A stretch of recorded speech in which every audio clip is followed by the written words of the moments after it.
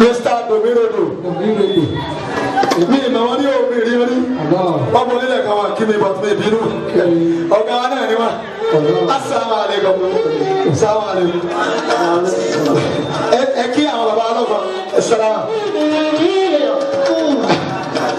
Ẹ kí bàbá ọlọ́gbọ̀n. Ẹ kí bàbá. Àwọn ọlọ́gbọ̀n. Ẹ̀rín Kamẹ́rì. Bàbá. Bàbá lọ. Ẹ kọ́ fún mi ní kìlọ̀. Ọmọ ilé tó yẹ dá. Okay. Okay.